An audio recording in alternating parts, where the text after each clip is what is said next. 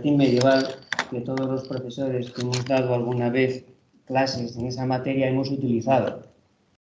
Y todos los alumnos de nuestro grado, cuando llegan al cuarto curso, suelen utilizarlo tanto de clásicas como de románicas porque es una asignatura que se da en ese nivel. Ha dirigido unas cuantas tesis doctorales sobre asuntos bastante distintos que dan una idea de su sabiduría y de su amplitud de miras. Y para más Ingrid, todo eso lo adorna con esa simpatía contagiosa que la hace ser una persona entrañable y muy optimista. Y además, yo la conozco desde hace muchos años, ella a mí seguramente no tantos, pero te voy a decir una cosa que a lo mejor tú no lo sabías. Cuando tú firmaste tu cátedra en la Complutense, recordarás que había un segundo firmante. Era yo. Por supuesto, ni me presenté. Bueno, hoy nos trae un tema de los muchos que domina, que tiene que ver con la arbitrariedad y motivación en los ictiónimos latinos. Muchas gracias por estar aquí otra vez, por haber esperado estos 2 años, 3 desde que te lo propuse, y por haber venido a traernos este tema tan interesante. Ahora voy a pasar a ponerte la presentación. Bueno, pues como podéis imaginar, de lo que ha dicho, pocas cosas son ciertas. Está todo medido, pasado, exagerado por una larga amistad. O sea que ya veréis que esto será una prueba de a dónde llega mi sabiduría y veréis cómo enseguida termina. Bueno, no quiero entreteneros más. Voy a quitarme la mascarilla y a daros las gracias por dejar de estar aquí, que de verdad que es un honor, es un placer, y participando con una ponencia en las 30, en las nuevas, en las jornadas que son la 31, sí, la 31ª, sí, jornadas que me gusta estar, me siento aquí muy a gusto, muy bien, es bonito venir aquí desde el mismo momento en que se coge el tren y se puede empezar a ver este maravilloso paisaje que hay viniendo en el tren. Simplemente eso vale la pena la llegada a Asturias. Y luego mucho más el poder estar rodeada de personas que se interesan por lo que, con más o menos acierto, tanto nos ha interesado a unos cuantos, que es el conocimiento del mundo antiguo, por donde sea, por la vía que sea. Bien, pues voy a empezar. Y para empezar, este es el esquema. Esto no se pone así. Este es el esquema general que voy a seguir. Primero, en primer lugar, voy a hacer un planteamiento, una especie de pequeño marco teórico general sobre las ideas de la arbitrariedad y de la motivación de los nombres. Es un tema muy largo, pero yo lo voy a resumir. Voy a medir mi tiempo. Lo voy a resumir de la manera más estricta que pueda para no ser demasiado pesada, porque tampoco es este un tema que sea divertido. Y me voy a limitar a unos datos esenciales sobre la arbitrariedad y las ideas de arbitrariedad y motivación. Probablemente el texto más antiguo, a lo mejor no es el más antiguo, pero es uno de los más antiguos, está en Platón, en el Crátilo, y es un momento en el que Hermógenes le dice a Sócrates: oye, haz el favor de intervenir, en mi versión libre, porque Crátilo está diciendo que las cosas son de tal tipo que tienen una naturaleza tal que esa naturaleza lleva consigo el nombre correcto, adecuado y único. El nombre está motivado por su naturaleza. Y eso no es lo que pienso yo, que yo creo que está hecho por una convención, por unos usos y por unas costumbres. Y le pide a Sócrates que intervenga. Es uno de los textos más antiguos. Esa polémica de si los nombres son por naturaleza o son por convención siguió en los años siguientes. Y entonces, pasando muchos siglos, paso a otro punto fundamental. Fundamental no porque fuese muy novedoso, sino porque constituyó un punto fundacional del estructuralismo lingüístico. Me refiero a Saussure, que estableció que el signo lingüístico, la relación del significante con el significado, era arbitraria. No en el sentido de que fuese el arbitrio de cada cual, sino en el sentido de que era convencional. Y de que muy pocas cosas, en muy pocas partes, en los nombres, por ejemplo, de la metáfora, y aún así, en nombres como, por ejemplo, 17, 18, y no en todos, pues podía ser motivado.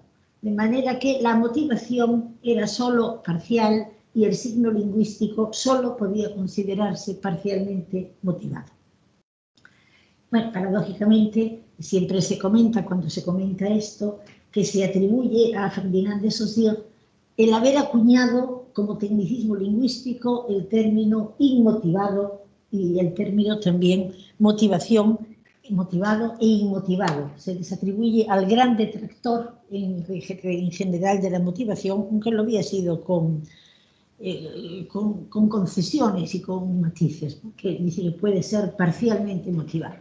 Naturalmente, esto se discutió durante todo el siglo pasado y también en lo que llevamos de este, y sobre todo se discutió desde el campo de la lingüística diacrónica y de todos los adláteres que lleva, estudios que tienen que ver con la antropología, con la psicología, etcétera, hasta llegarse a la lingüística motivacional, uno de cuyos exponentes más destacados, Mario Adorney, señala que las palabras nacen genéticamente motivadas. Que descubrir la etimología, eso será solo cuestión de tiempo. Y que las palabras nacen por el principio de lo que él llama la iconimia, nacen en cierta manera como a imagen y semejanza de las cosas. Bueno, dicho esto, es más que nada para establecer dónde está esta charla, dónde se sitúa.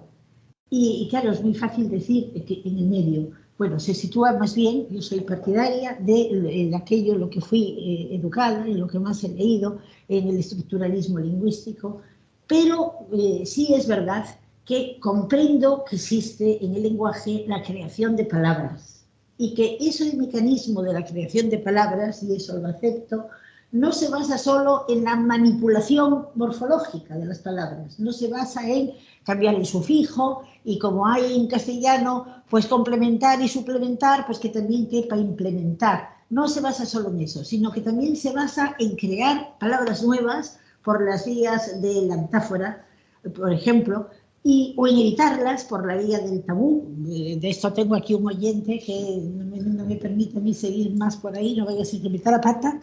Y por la vía de la etimología popular, de motivarlas, de remotivarlas, es decir, por todo lo que es la mente humana en el proceso de creación de palabras, por el afán de expresividad que tiene el ser humano, porque todo el mundo, lo creo, no suele llevar un filólogo dentro y a todo el mundo le preocupa la etimología de la palabra, a unos más que a otros, pero eso está un poco dentro de todo el mundo. Y no solo por la persona, sino también por la cosa, porque hay animales, por ejemplo, con los que el hombre, aparte de una relación de dependencia, esto lo vemos en todas partes, ¿no? Relaciona un vínculo de afecto, de un afecto muy fuerte, lo veíamos hasta en las salidas de la gente de Ucrania, con perros, con gatos. Entonces todo ese mundo hace que el mundo de los animales haya con él una tendencia, tengan una especial fuerza para recibir nombres motivados.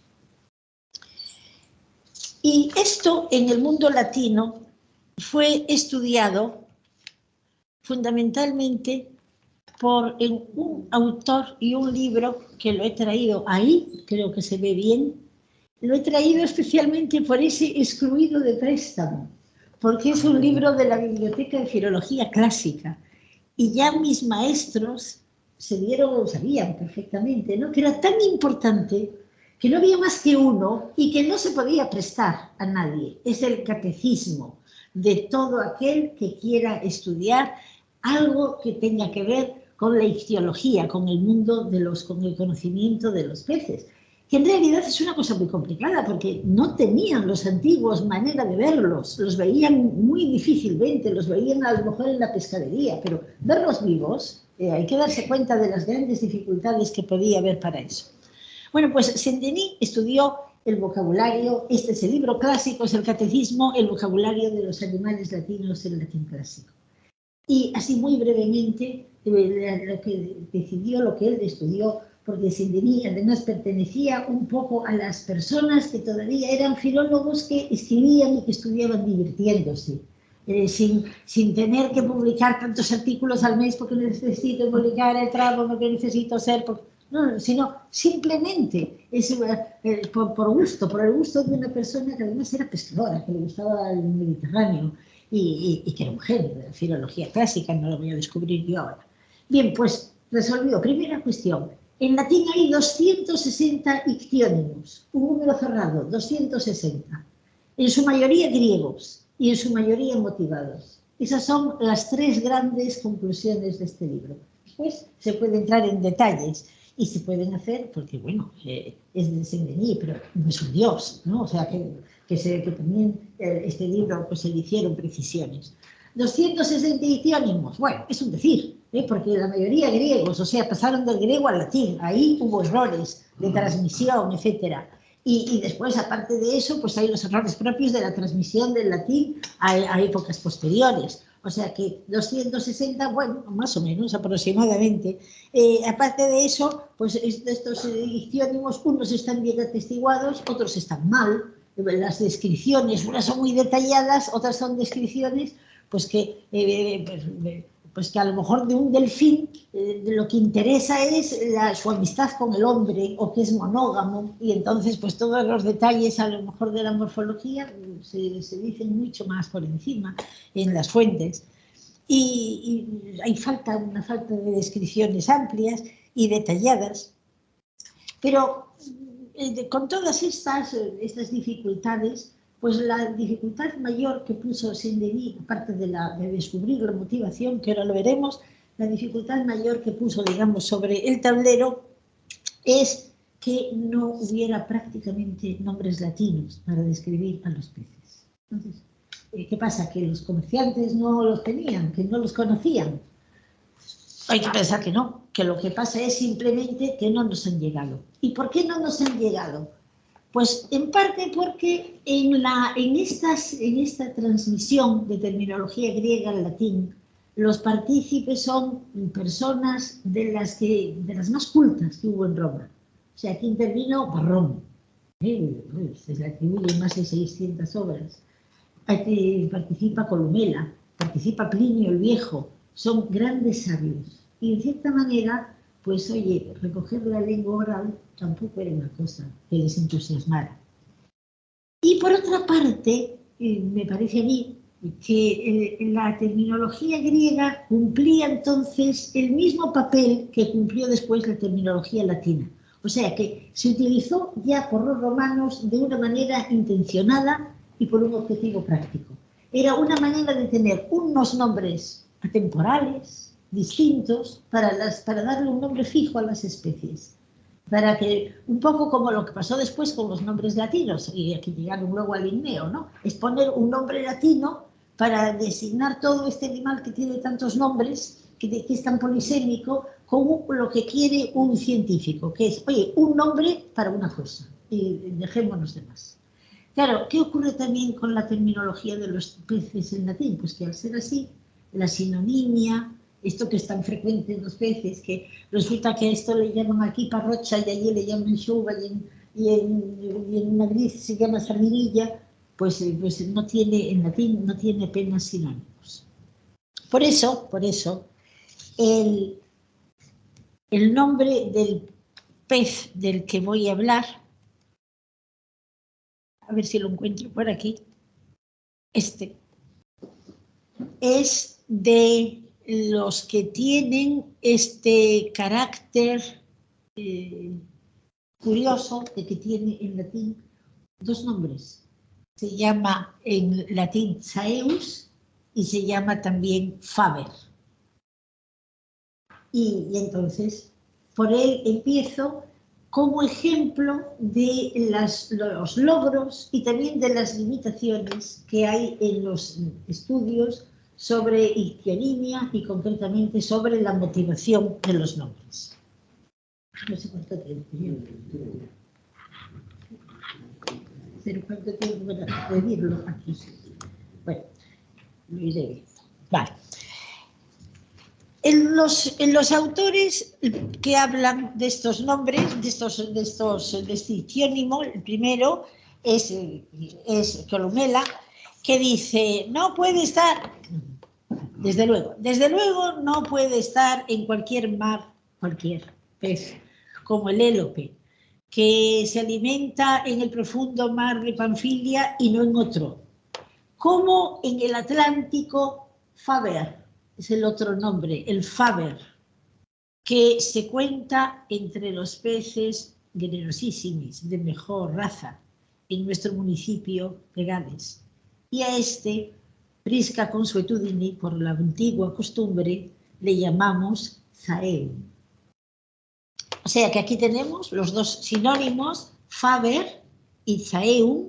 Estos dos términos, Zaeum, está transmitido con esta grafía por los mejores manuscritos, los manuscritos más antiguos, a los que se les da atención en las cuestiones de grafía, los más antiguos especialmente el S, pero también los mejores de los requentiones, pues testimonian esa A en Zacum o esa A en Raeum, que es importante porque es esta grafía, Zaeum, es la que lo distancia del nombre de Zeus, con independencia del que luego venga un indoeuropeísta y diga que en otra época pudo haber o tal, pero para los latinos nada que ver.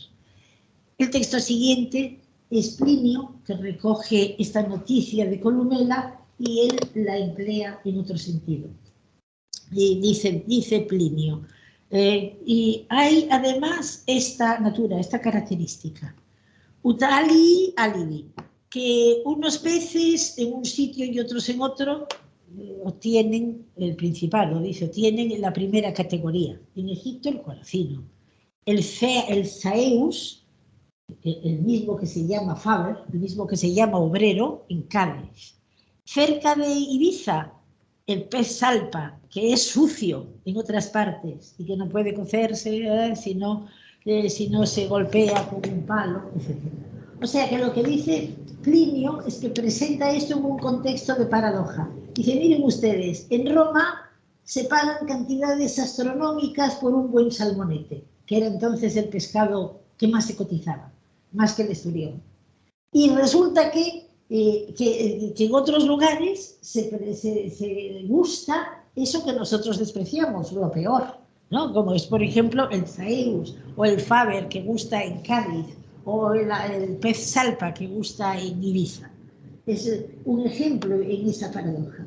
Bueno, con estos dos textos nosotros podemos ver la perfectibilidad de estas dos palabras en Roma, Faber y Zaeus. Faber, por lo que sabemos también de la consideración de los oficios, del mundo de los oficios, que es una consideración en la antigüedad mala, casi despreciable, pues Faber es un nombre despectivo, es un nombre popular, y Zaeus pues es un nombre que no se asocia con el dios.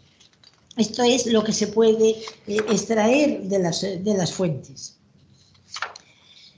Este nombre, Zaeus, tiene la particularidad de que, así como en las ediciones se edita así, en las ediciones actuales, en la Edad Media, cuando pasó la época de escribir los códices diptongati, pasó la época carolingia, este nombre se transmitió como Zeus.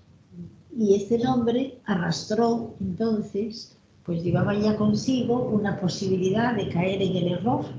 Y efectivamente, pues llegó a los naturalistas, entre otros a Linneo, que le dio al pez el nombre científico de Zeus, Faber, enlazándolo con el dios.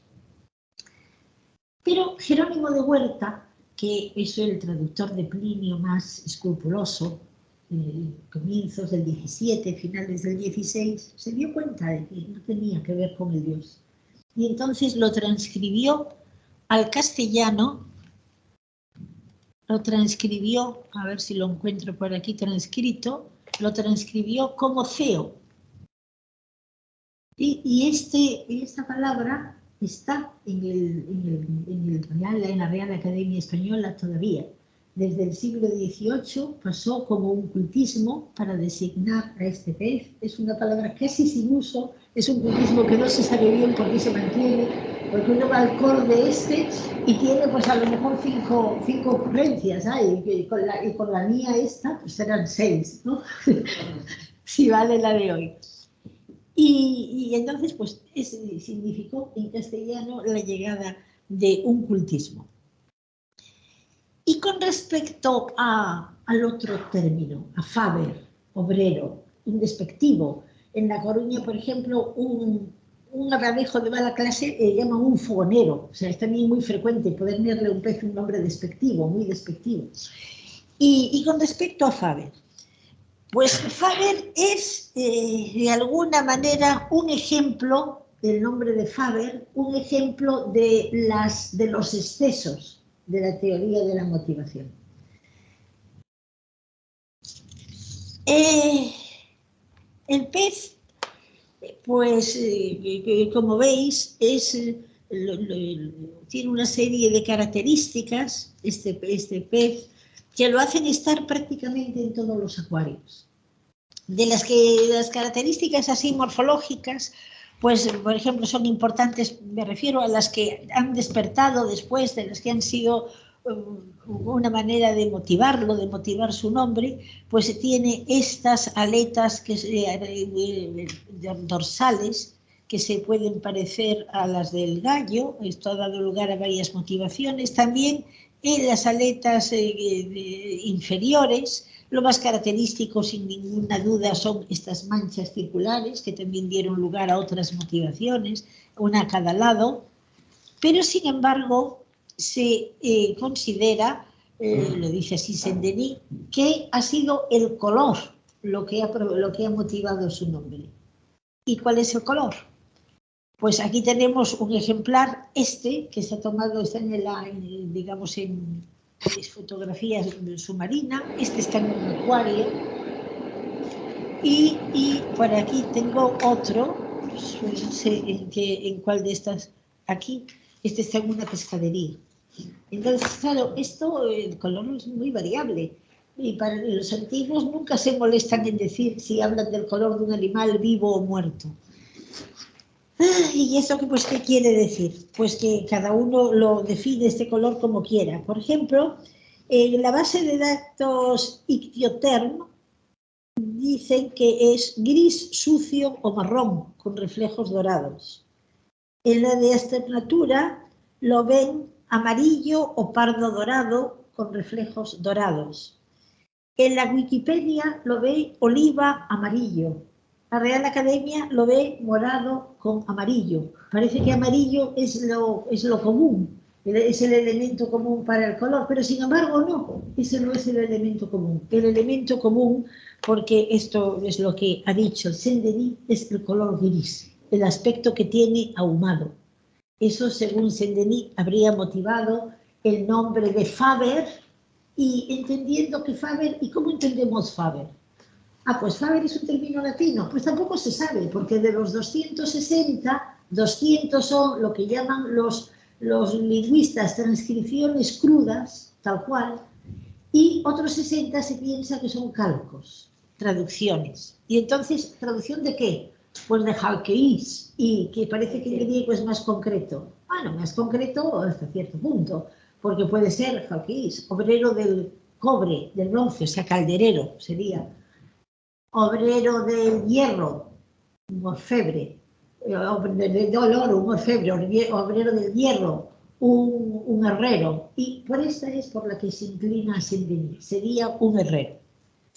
Esto pasa, naturalmente, se acepta, están así en el diccionario de Ernomeillet, pero claro, tiene sus dificultades, porque el propio Saint-Denis dice, bueno, es un herrero, pero si uno piensa en los golpes que da el herrero, simétricos sobre la pieza, pues se puede encontrar otro parecido, porque resulta que este pez, cuando lo pescan, pues tiene un resoplido, un sonido.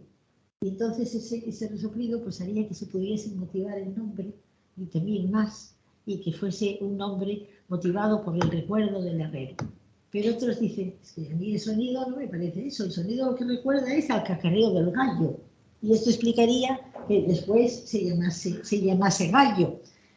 Y entonces otros dicen, pues lo que recuerda tampoco es el gallo, sino el del cerdo. Y eso explicaría que recuerde al cerdo, y si no es tan extraño, porque en Canarias le llaman cochino. O sea que eso habría explicado el nombre de cochino que se le da allí. Y entonces, Senderí dice, bueno, pero también no se puede olvidar que hay otra cuestión.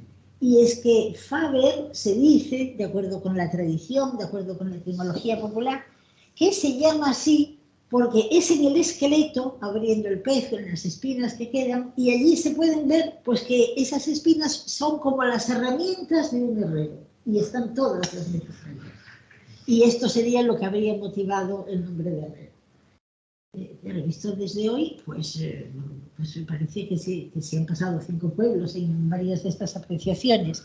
Pero sin embargo, esta última etimología es la más antigua, la de que están en el esqueleto y es la que reproducen las fuentes. Se encuentra esta etimología, por ejemplo, en uno de los humanistas, en el Pierre Gilles, o sea, en el siglo, ya está testimoniada en el siglo XV, y la recoge también en España, pues Jerónimo de Huerta, y hay incluso en España un franciscano, un erudito, Juan de Pineda, que escribe una agricultura cristiana, que explica este nombre y dice, para explicarlo, dice lo siguiente. Dice, el glorioso San Mateo dice que le llamaban Fabro. ¿A quién? A San José. Y dice, ¿qué quiere decir propiamente? Y dice él, según Suidas, ¿no? Oficial de martillo en materia dura. Que eso es lo que es el pez. ¿Cuáles son? Carpinteros, herreros, plateros, cerrajeros, canteros y otros semejantes, mas no determina de cuál oficio haya sido. Y después dice que también Cristo había trabajado en el oficio como su padre y también habría sido Fabro. Bueno, con estos precedentes, con la traducción por medio de Jerónimo de Huerta, pues el término Fabro pasó también al castellano y también tiene su lema propio y muy poco uso. Pero tiene su lema propio como ictiónimo, también existe ese ictiónimo. Y hasta aquí los nombres cultos que ha dado este pez. Ceo y Fabro, con muy poca vitalidad, extremadamente cultísimos, casi tan cultos que casi se pasan, casi. Desde el punto de vista lingüístico no se sabe si no deberían estar un poco fuera, porque realmente nadie los dice. Y estos son los populares castellanos. Estos nombres populares, pues de estos ictiónimos, Gallo, los cabezas de serie, Gallo, Pedro, San Martín, en el diccionario de la Academia no está ninguno como ictiónimo. Lo único que se puede encontrar es, buscando pez, por la palabra pez, se encuentra la lexía pez de San Pedro, pero buscando pez, no como nombre común, que es como debe ser, no es este, sino que es pez de San Pedro, es el único. Los demás no se reconoce ninguno de ellos como ictiónimo. El cabeza de serie, entonces, el término, digamos, más oficial, porque está reconocido por la Academia, porque hay un listado oficial de especies acuícolas y no sé qué más, que se publica todos los años en el Boletín Oficial del Estado, que lo publican las autoridades para decir cuál es cada pez y cuál es su nombre, porque aquí la homonimia, que es escasa, pero en la homonimia, en los nombres de peces también hay sus intereses económicos, ¿no? Pues el más conocido, el cabeza de serie, digamos que es San Pedro. Y bueno, y esto pues me puede permitir pues hacer algunas observaciones sobre estos nombres, empezando pues por el nombre de Gallo, por ejemplo. Hay que decir en primer lugar que Gallo, que es un nombre que tiene muchísima metonimia en latín, y vamos, que ha dado lugar por metonimia a muchos nombres en latín, no se encuentra en latín como ictiónimo. Pero en cambio es un nombre que está muy extendido por todo el Mediterráneo. En los estudios de romanística, de los romanistas, viendo que la mayor presencia de Gallo se concentraba en el sur de España, dijeron que era de origen hispano, el nombre como ictiónimo, de la derivación nunca se ha discutido, es derivación del latín, claro, pero como ictiónimo, procedente del sur de España, y desde el sur de España se habría extendido por el Mediterráneo. Sin embargo, aunque esto lo han dicho grandes romanistas, sí se estudian los textos latinos de los humanistas, de los precursores de los estudios de zoología. Estos estudiosos, pues se ve que no es así. Este nombre, el nombre de Gallo, se encuentra entre los ántones y los bayonenses, o sea, se encuentra por el Golfo de Vizcaya, en las manifestaciones más antiguas. Ellos, los humanistas, lo documentan en el siglo XV, en el siglo XVI, a un lado y a otro de la desembocadura del Garona, y ocupando todo el norte de Vizcaya, hasta que desaparece por la zona del País Vasco español ese nombre, para dar lugar a nombres que tienen que ver con San Martín. Pero solamente es en el norte, porque en cuanto se llega a Portugal, el término gallo es el término general del portugués, o peste galo, ¿no? Es el nombre general del portugués. Luego, no es un nombre del sur de España, es un nombre que estaba ahí antes, al menos, y que lo que ocurre es que no es un nombre que se haya irradiado, sino más bien todo lo contrario. Es un nombre que se ha arrinconado, ha ido quedando reducido a trozos. ¿Por qué razón? Pues por dos razones. Una razón externa, digamos, por la competencia de nombres religiosos, por la competencia del San Martín, por todo el norte, que luego veremos un poco más de detalle, y por la competencia con el San Pedro, que es el mismo nombre del mismo pez, con otra denominación religiosa, por todo el sur. Y por una razón de tipo luego lingüístico, que es la aparición de otra especie, a ver si la encuentro por aquí, de otra especie, esta, que es el pez que acaba robándole al gallo, al Zeus faber, el nombre de gallo. Esto ocurre muchas veces en la lengua. Ocurrió, por ejemplo, con el maíz en Galicia. Cuando el maíz, en gallego millo, ocupó el lugar del mijo, entonces le quitó el nombre. Hoy el millo es el maíz y no es el mijo. ¿Y el mijo qué hizo? No existe el mijo, sí existe, pero entonces se le van poniendo más nombres. Se llama millo miudo, maíz pequeño. Se le van poniendo más nombres. Y esto es exactamente lo mismo que pasó aquí. Junto a la llegada de este nombre, de estos nombres religiosos, pues resultaba que había otro pez similar, el que hoy se llama gallo, que es de otra especie, es esto que en Galicia llaman, y son varias, son muchas especies, he cogido uno de los más generales, esto que en Galicia llaman meigas, bruxas en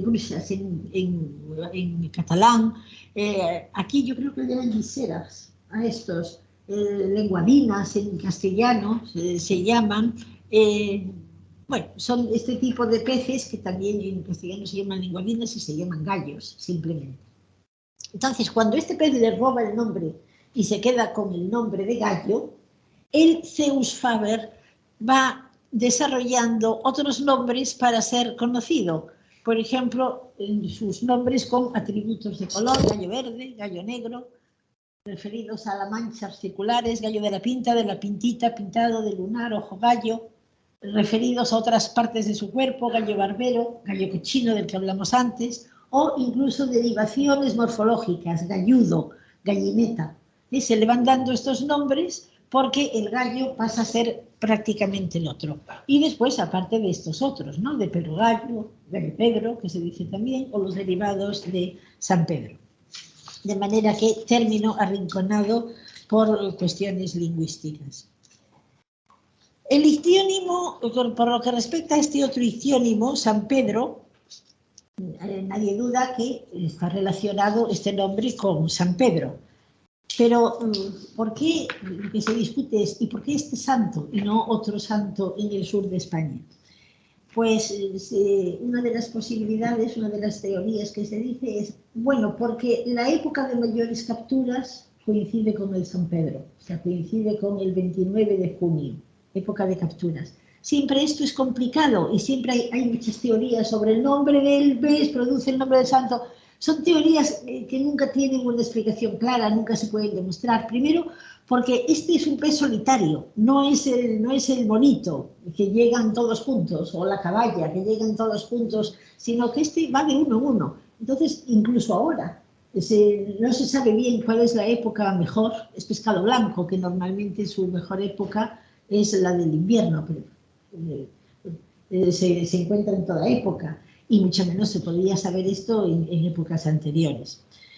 Otra manera, otra teoría que dicen, bueno, es que gallo, por sí solo, gallo en el mundo simbólico, pues el gallo se asocia con San Pedro, y entonces pues podía haber dado lugar a que se llamase San Pedro, y por ejemplo en la toponimia, la laguna de Gallo canta el gallo, en otros sitios Galicán, etc. Hoy se piensa que son celtas, pero la realidad es que la gente las pensó como realizadas, como dedicadas a San Pedro, y las iglesias que hay por los alrededores pues suelen ser iglesias dedicadas a San Pedro.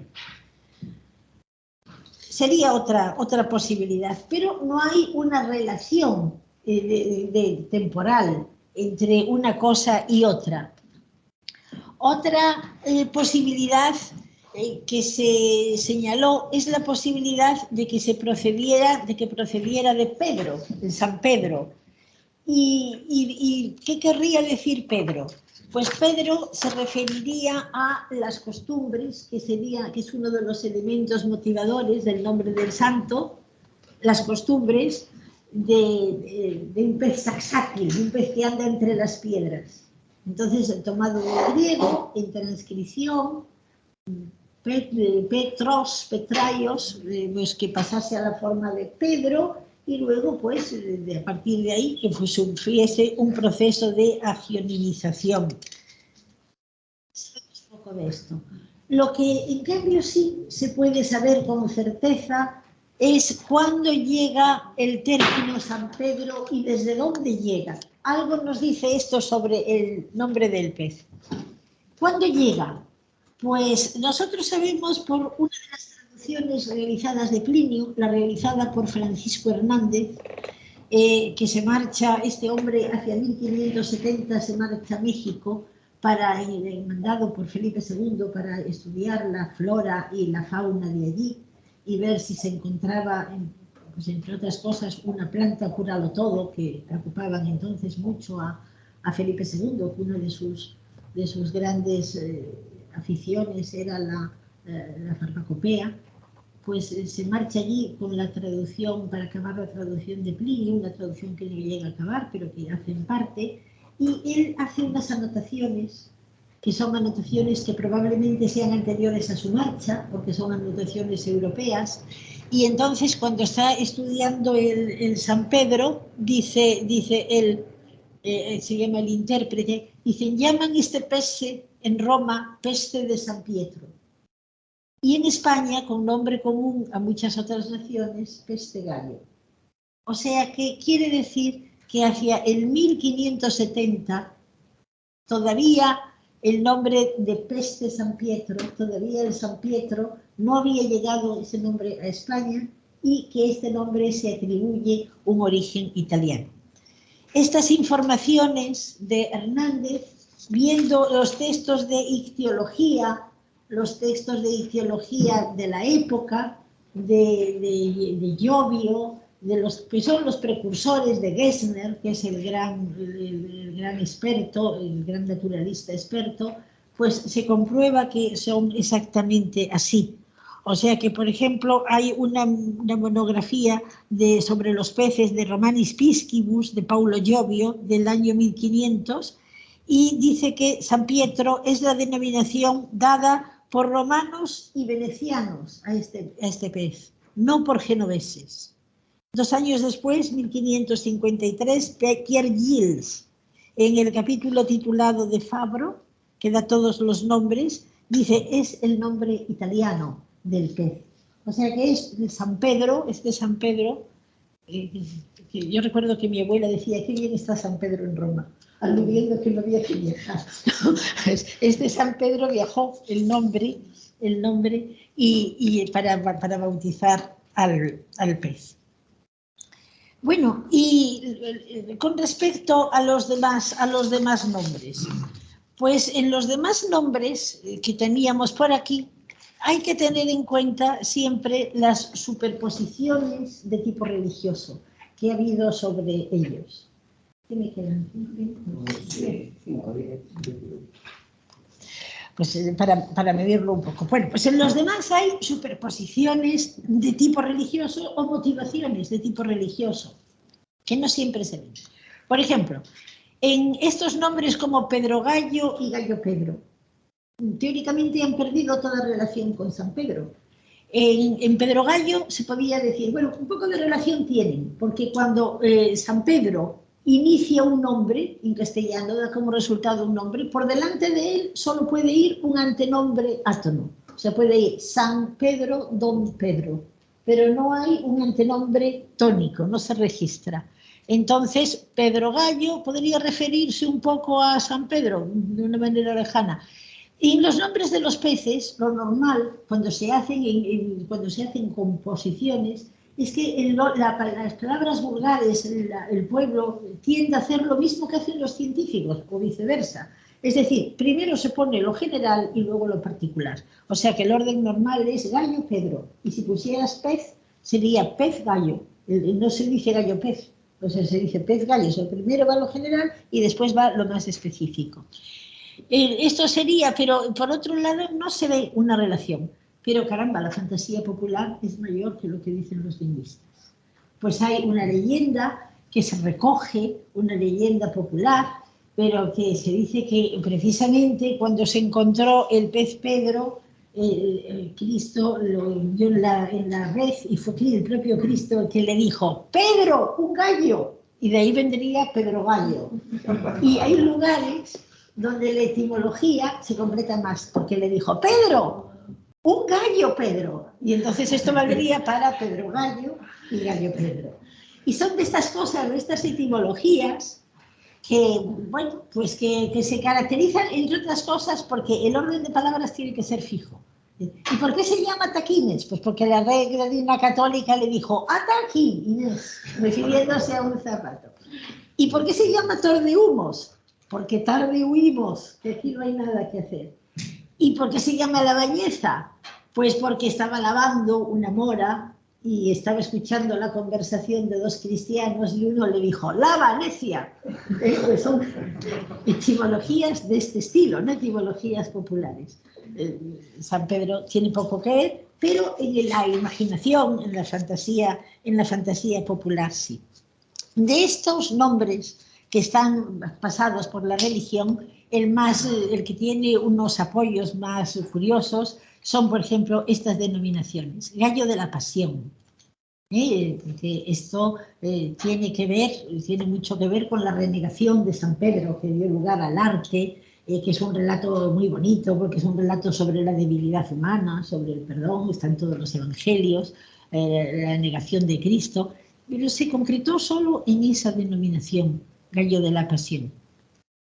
Este otro, Gallo Pedro y Gallo San Pedro, remontan a una narración más complicada, más enrevesada, mucho más retorcida. Está solamente en el Evangelio de San Mateo, y es una narración en la que lo que se cuenta es que llegan unos fariseos junto de San Pedro y le preguntan, y entonces le preguntan, oye, ¿vosotros pagáis el tributo? Y San Pedro, tu maestro, paga el tributo. Y San Pedro dice, sí.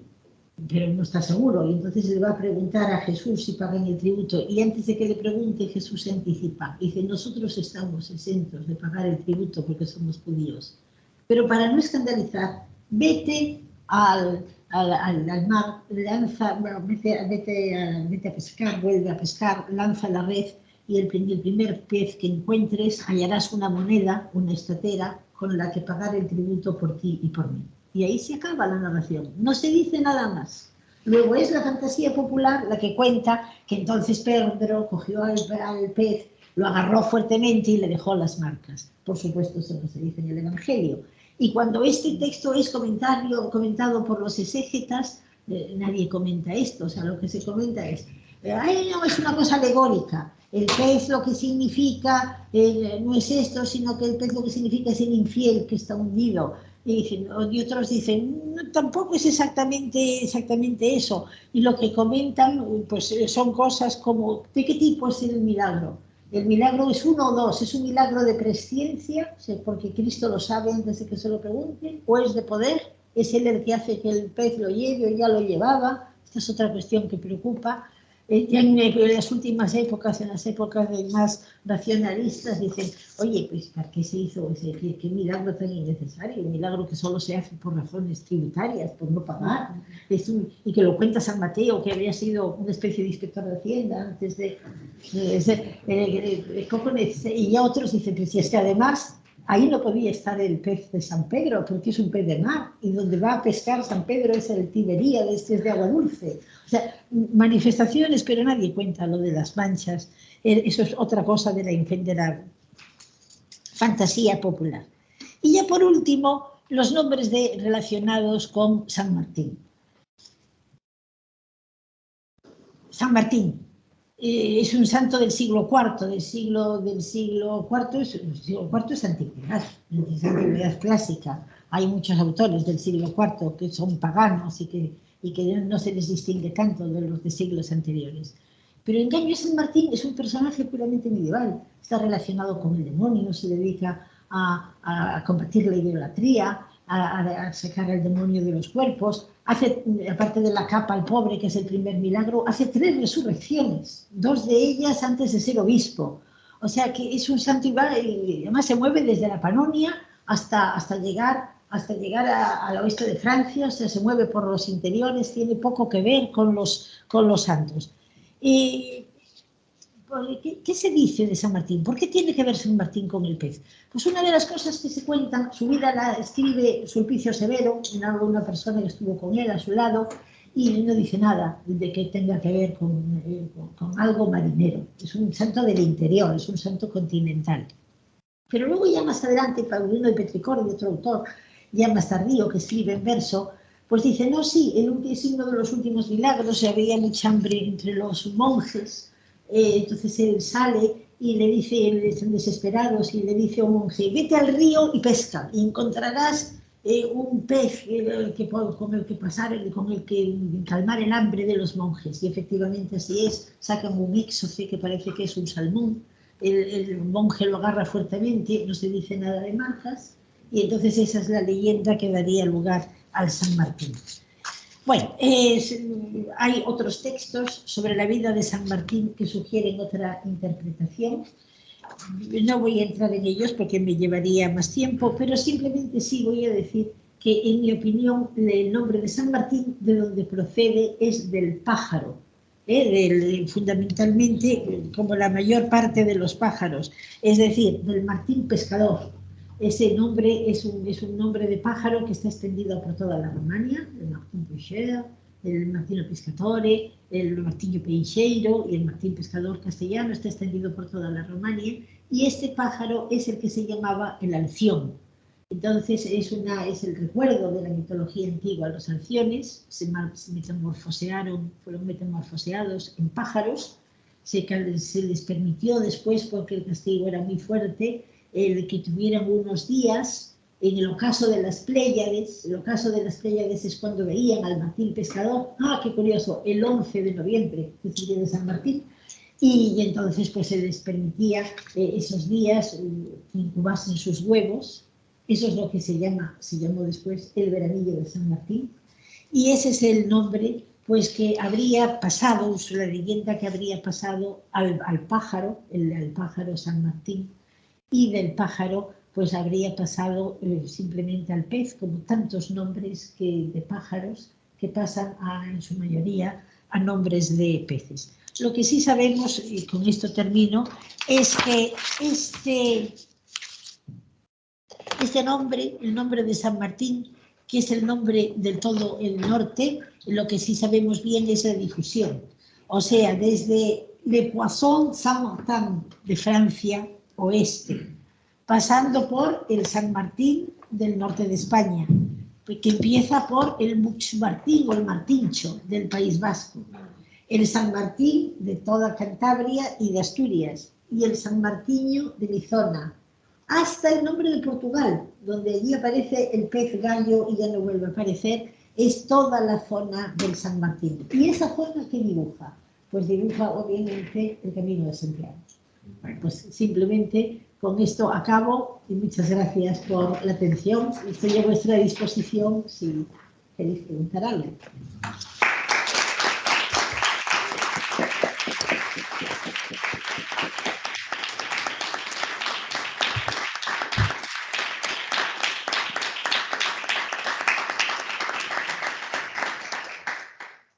Muchas gracias a ti, Ana, por esta, como siempre, magnífica conferencia. Y tenemos un par de minutos para cuestiones que seguramente la plantearán.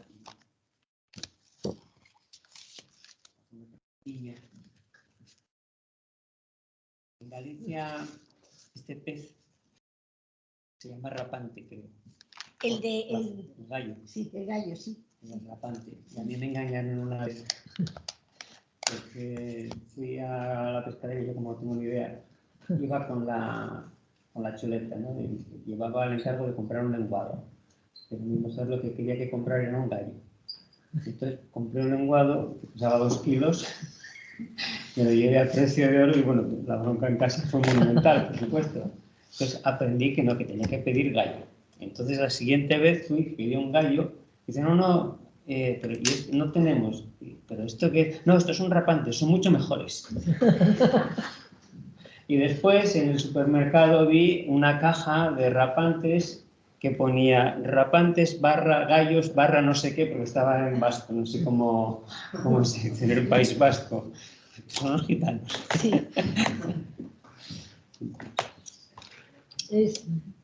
Aquí en Asturias hay una monografía importante sobre esto, que son los trabajos de Barriuso del año 86. Sí, de los peces en los puertos pesqueros de Asturias. Barriuso. Sí, yo tengo el libro de Barriuso, sí, y lo he manejado para eso. Y tiene él una teoría sobre el nombre de San Martín. Él piensa que viene de marzo, Martínez. Lo que pasa es que la relación de los nombres de los meses con los peces no está muy documentada. Bueno, pues muchas gracias porque... Una duda o una sugerencia, no sé si se ha pensado. Para el nombre de Faber, ¿no es posible que haya una relación con los que trabajan en la fragua y que esté tiznado? Porque da la impresión de que está ahumado y demás. Pero en la fragua pues están de hollín o de... Sí. Sí, porque eso valdría muy bien siempre que se piense más que en el pez, en el pescado, o sea, en la pescadería. En la pescadería es gris. En el acuario, que es donde yo los vi, es amarillo. Para las personas, claro, que esto del color es una cosa muy complicada, porque yo no he leído mucho, pero algo he leído sobre los colores. Y parece que los pintores ven más colores que las personas que no son los pintores. No solo saben más nombres, sino que ven más, distinguen más, matizan más.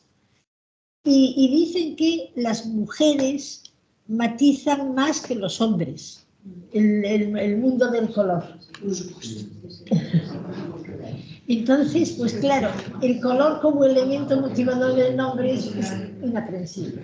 Es que los hombres tenemos un defecto mental que nos impide A ver, distinguir así los hablas. colores y saber qué corbata combina bien con esta camisa o si este pantalón pega con este jersey, y hay que pasar la revisión siempre antes de salir de casa.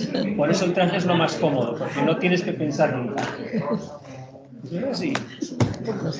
Porque, por ejemplo, tú, ¿de qué color dirías que es este? ¿O cuántos verdes ves aquí? Ah, sí, bueno, pues nada. Sí, entonces Pues, voy a cargar yo mi presentación. muchas gracias.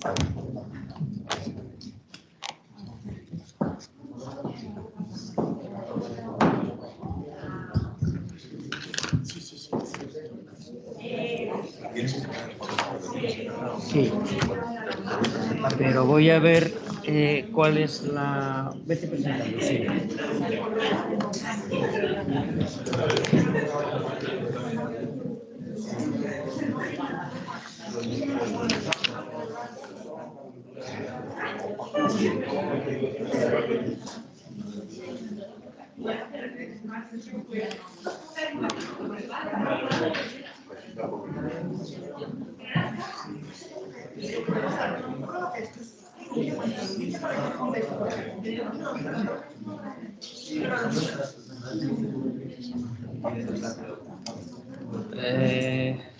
Es que no...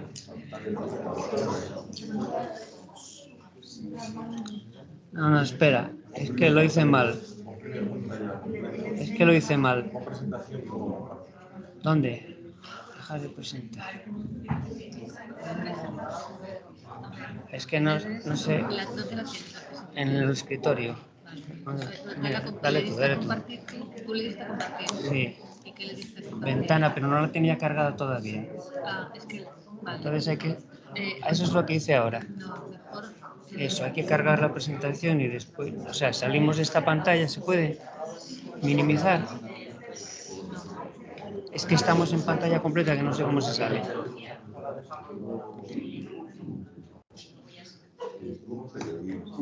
Aquí, mira. Ahora sí ya podemos minimizar ahí. Y es esta.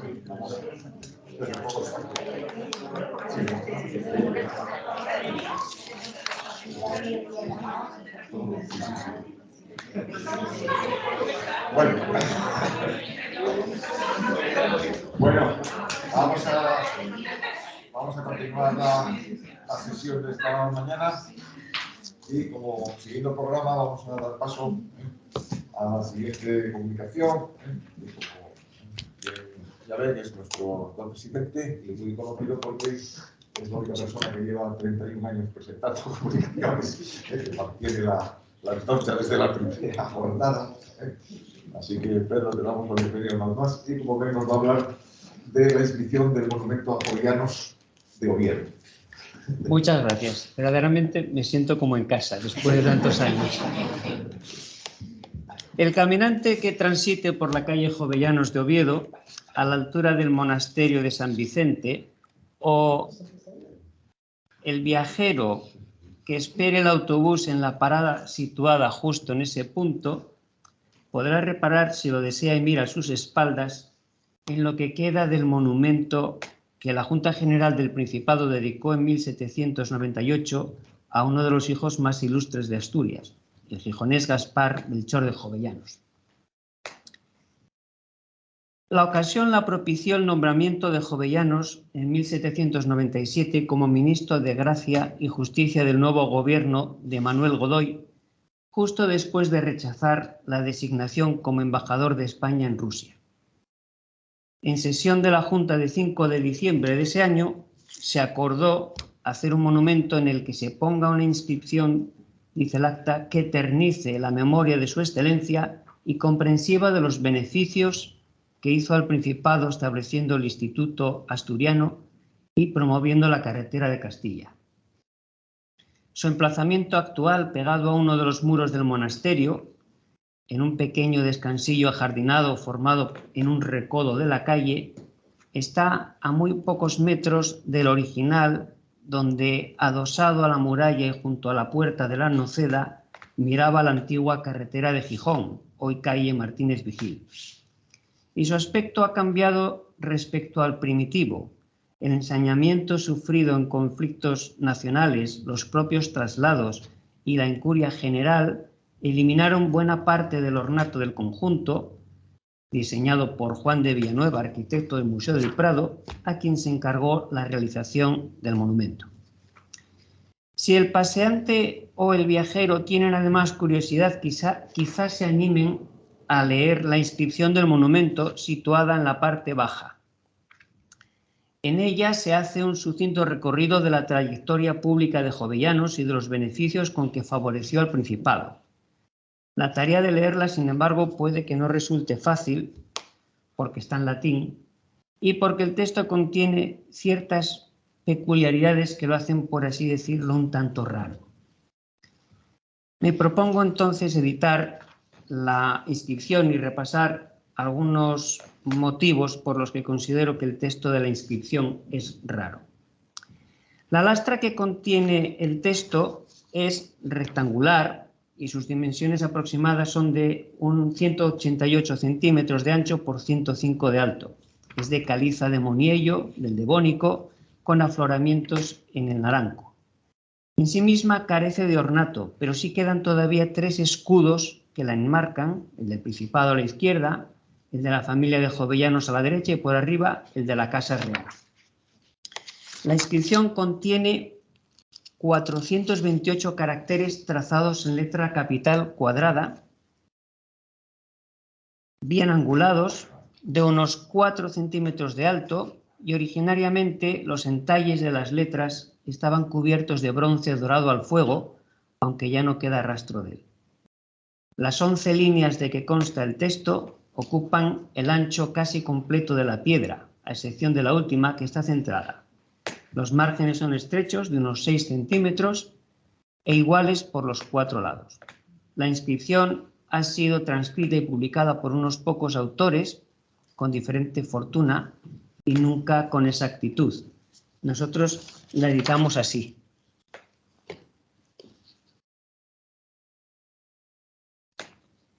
Gaspari Melchiori a Jovellanos claro genere gegionenato, Norvae Caesarinae ordinis equiti munis pluribus hispali urbi expectatione omnium absoluta functo oratori Moscovian designato regis catholici conciliario intimo super justitiae et gratiae negotis bonorum omnium simul plauso summo praefecto constituto de Asturica gente optume merito gegionis via carbonarisque fodinis apertis, novo scientiarum instituto inguento erecto, Asturiarum rei publicae curatorum ordo hoc monumentum, eximiae virtuti debitum, de pecunia publica, viventi erigendum curavit, regnante Carolo IV, anno salvatoris, milésimo, quinquendésimus, septuagésimus octavos. Llaman la atención algunos aspectos desde el punto de vista gráfico. Por ejemplo, el uso de la interpunción a pie de letra y no a media altura como es habitual tras cada palabra, aunque con algunos errores. En la sílaba final de la línea, pero en medio de una palabra, como en functo, aquí en la línea 3, entre la 3 y la 4, entre la enclítica que y la palabra a la que debería ir pegada en la línea 7, carbonar.que, quizá para no juntar la enclítica con una forma abreviada, o en medio de una palabra, según opino, por un mal corte del lapicida aquí en la línea 10. La letra J, que es ajena, como es sabido, al latín, aparece en una palabra latina con el valor de I consonántica en vez de la I esperada en la línea 5, just, aquí justit, lo que solo se justifica como reflejo de una práctica puramente escolar. Las U's, en cambio, se escriben siempre U, ya sean vocálicas, ya sean consonánticas, lo que se corresponde con la tradición del alfabeto. También se notan las geminadas, como en la única que hay, en la línea 6, summo, y el único diptongo que aparece en todo el texto es AE, que aparece 2 veces correctamente a final de palabra normae, eximiae en las líneas 2 y 9 o en interior caesar en la línea 2. Se utiliza la letra U en optume de la línea 7, una forma normal en latín preclásico, pero I en íntimo en la línea 5, forma habitual que no suele alternar con intumus.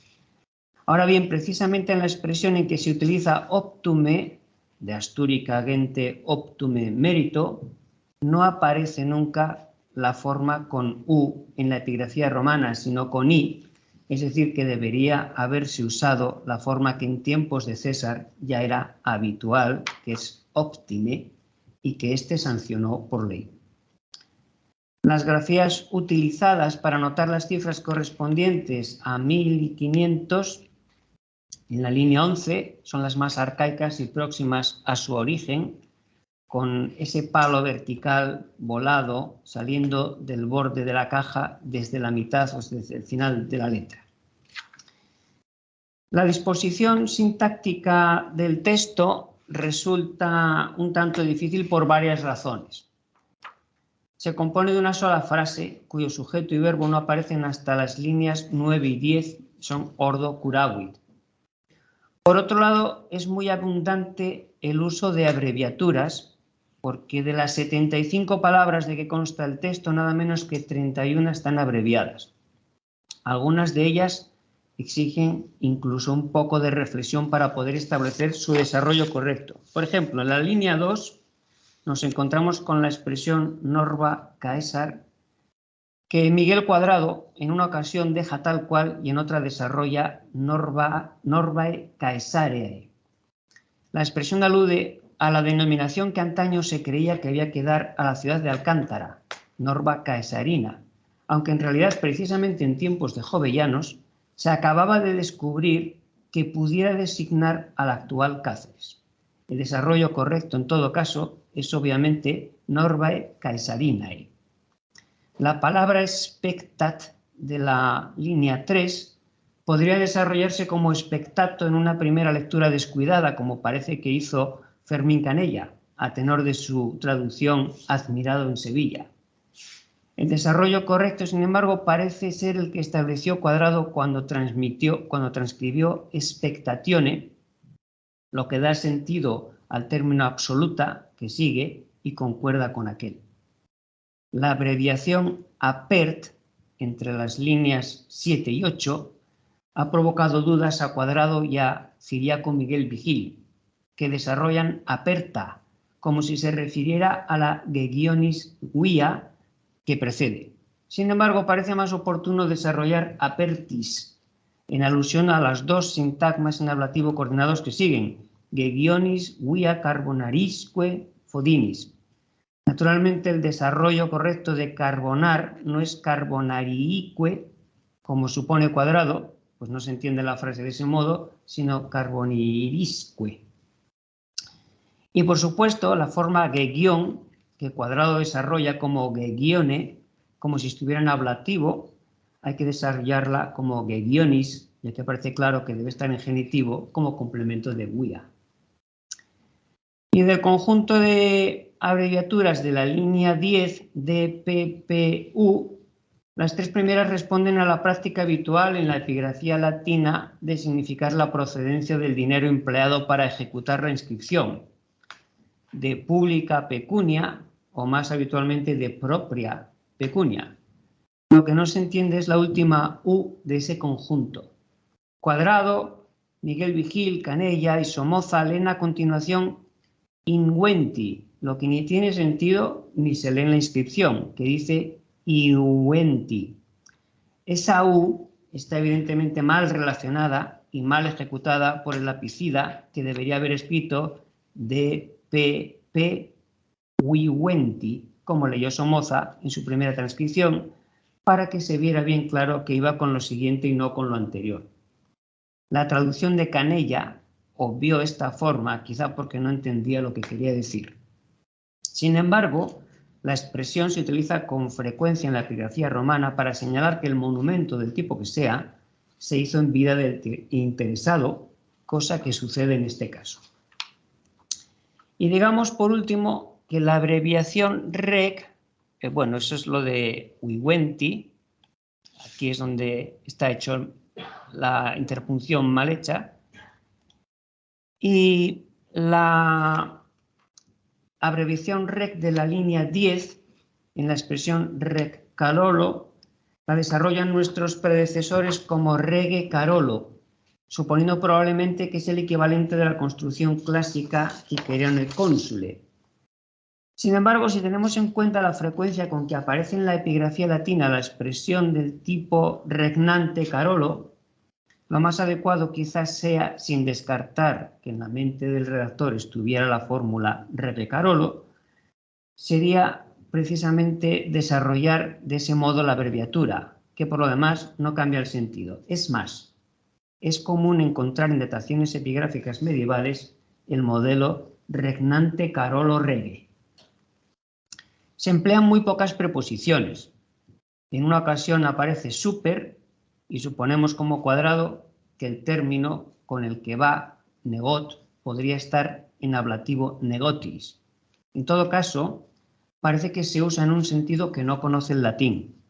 Aquí se trata de designar el departamento del que Jovellanos fue nombrado ministro, super justitiae et gratiae negotis praefecto, lo que tal vez hubiera debido decirse de modo más sencillo, justitiae et gratiae negotiorum praefecto, o simplemente justitiae gratiae praefecto, en todo caso siempre en genitivo.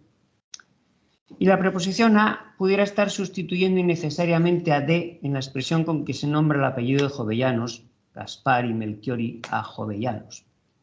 Aparece de en dos ocasiones, bien empleada según los cánones de la lengua, y las fórmulas de la epigrafía latina, en de Asturica gente optum emerito y en la expresión formular de pecunia publica regendum curabit.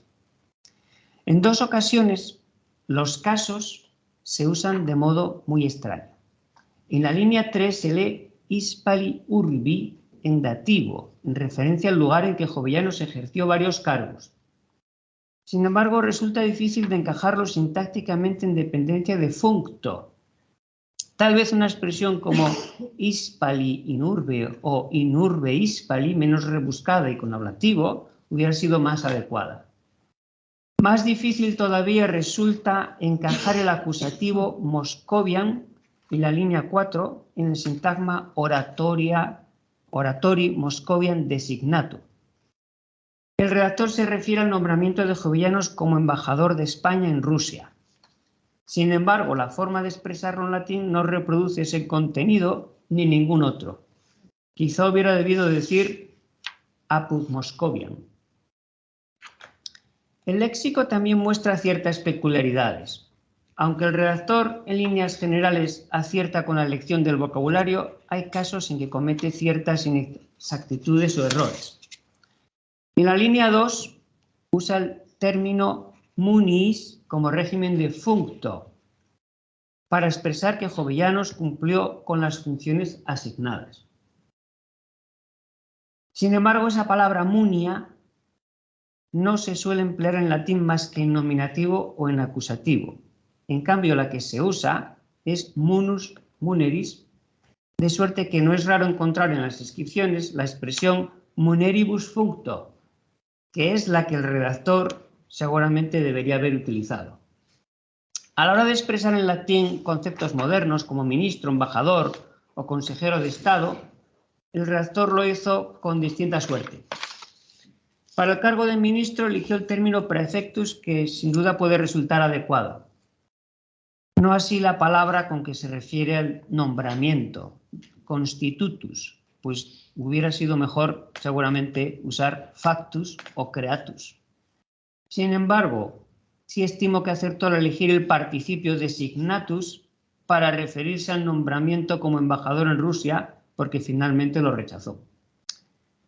Por su parte, el término orator no parece ser el más adecuado para designar el cargo de embajador. Legatus hubiera sido mucho mejor, por más que en origen, según los lexicógrafos, un orator era precisamente un legatus. El nombre Moscovia en referencia a Rusia, parece seguir una tradición occidental con respecto a aquel país, pues hacía mucho tiempo que había dejado de llamarse Principado de Moscovia y se le denominaba Moscovia sin más. No existía el término Rusia todavía. No parece que el redactor pretendiera referirse a la ciudad de Moscú, del mismo nombre, porque desde 1712 la muy joven ciudad de San Petersburgo, que había nacido 5 años antes, era la capital de Rusia y lo seguiría siendo hasta 1918. Tampoco parece adecuada la traducción Consiliarius Intimus para el concepto consejero de Estado, que es el cargo que desempeñó Jovellanos. Tal vez hubiera sido mejor utilizar la expresión República Consiliarius o quizás simplemente Consiliarius. En cambio, sí que acertó al referirse a los diputados de la Junta General del Estado como Asturias República Juratorum Nordo, a pesar de que la alusión a esa república sirviera para que los ignorantes del latín acusaran a los gobiernos de monarquía. En fin, la fórmula etitum curavi, sin ser del todo extranjera a la etimología latina, es muy rara. La habitual es patentum curavi. En lo que se refiere al estilo, no puede afirmarse como acabamos de decir que sea especialmente adaptado. A los problemas y léxicos que apreciamos cabe sumar una tal vez excesiva acumulación de participios. Los que siguen a mérito, referidos al homenajeado, 50 directo, resultan especialmente cómodos por el distinto semántico que adquiere. Ya hubiera sido más oportuno utilizar ahí un superlativo que fácilmente se da el valor causal de tener. Turica, gente, optime,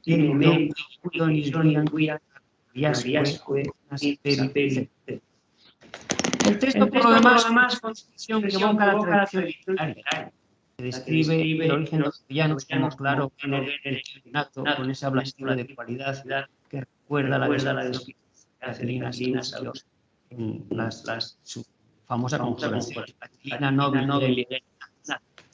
Otras expresiones se encuentran en la tradición popular gráfica latina. Como ocurre con la propia pronunciación del texto, reza con el nombre del homenajeado, termina con la dedicando. O con las fórmulas tonales, como monumentum, de pública,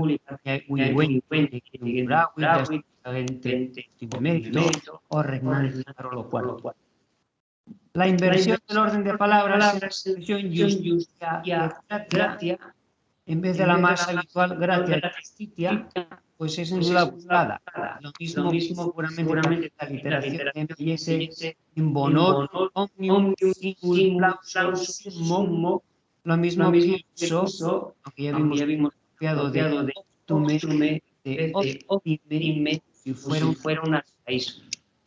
El empleo de ambos en la mención de los sentidos del homenajeado en la línea 1 pudiera estar en valor de origen, pero más bien me inclino a pensar que es una pura variática, para no emplear precisamente la de.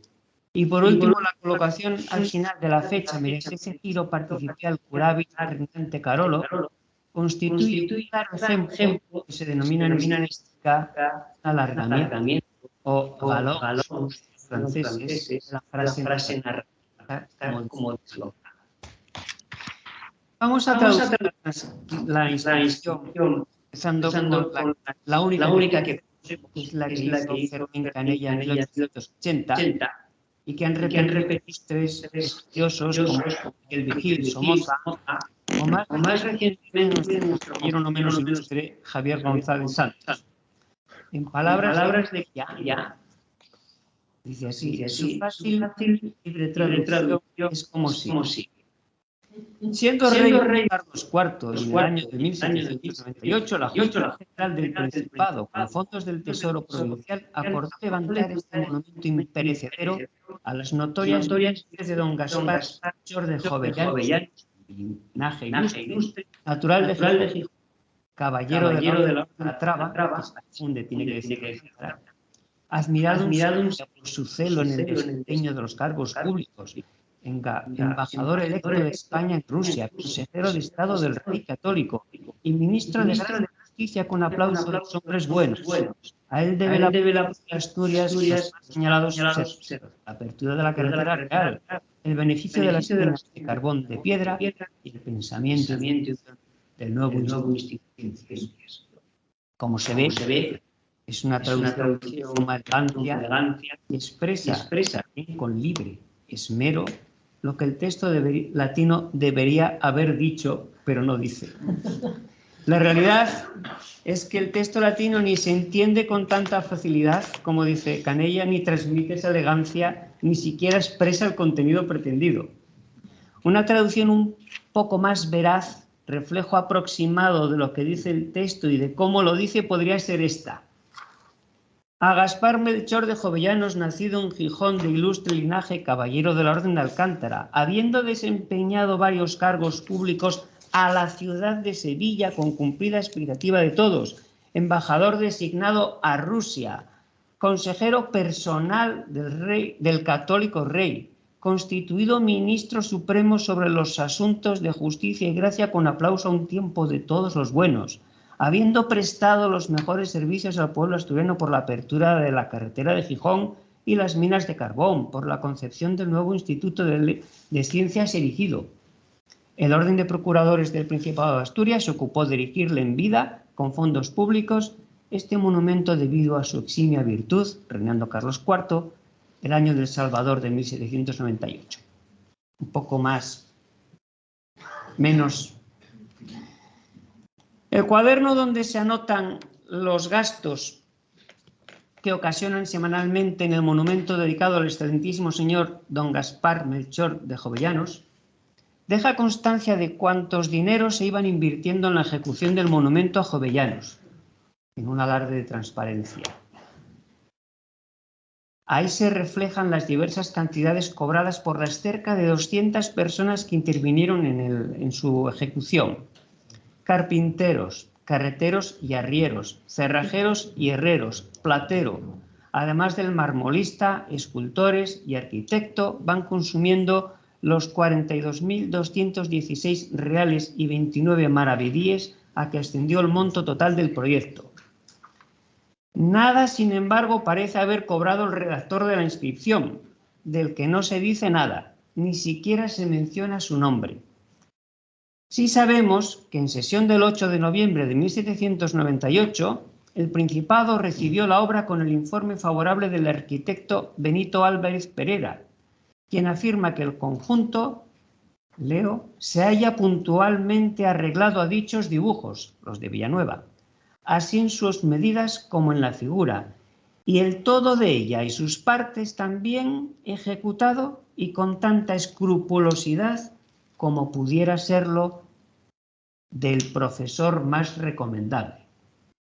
Esta última precisión, la del profesor, pudiera referirse al texto, que no habría sido escrito por ningún profesor.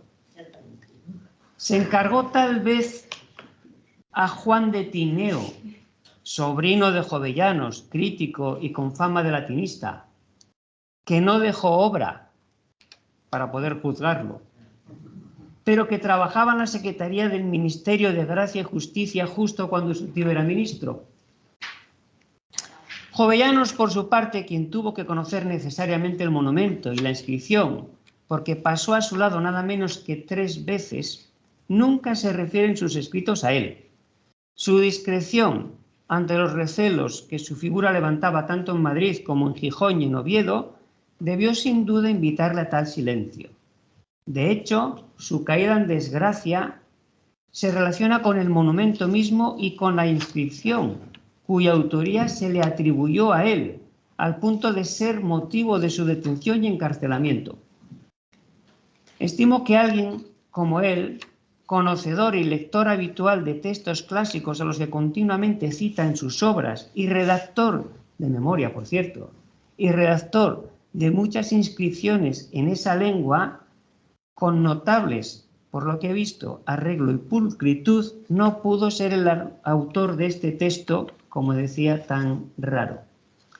Al revés, puede que incluso sintiera alguna clase de vergüenza al ver que tanta y tan cara magnificencia se estropeaba con un texto que desde luego no estaba a su altura. Muchas gracias.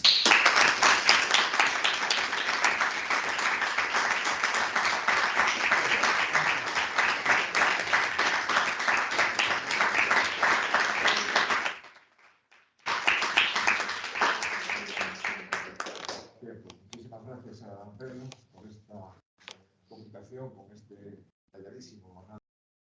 Tantos aspectos de la inscripción está dedicada a jovellanos y bueno, vamos un poquitito pilladillos de tiempo, pero bueno, como tenemos al descanso podemos recortar 5 minutos, pero si alguien quiere hacer alguna observación o cuestión rápida, pues este es el momento.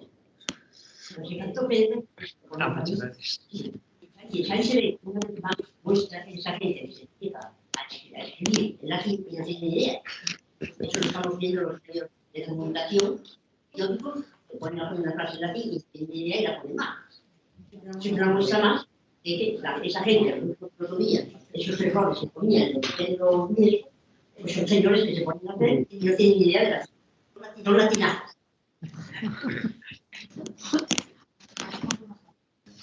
Hablando de latinajos y a propósito del reggae o regente, hay una inscripción apócrifa que corre por ahí que decía reggae clemente, pópulo contribuyente, se construyó esta fuente.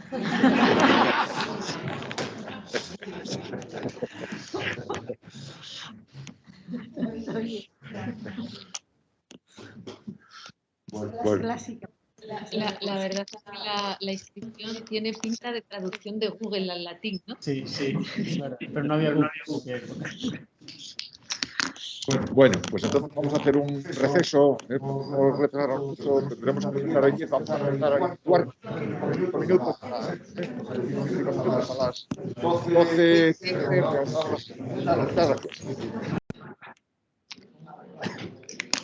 Bueno, muy bien. Gracias.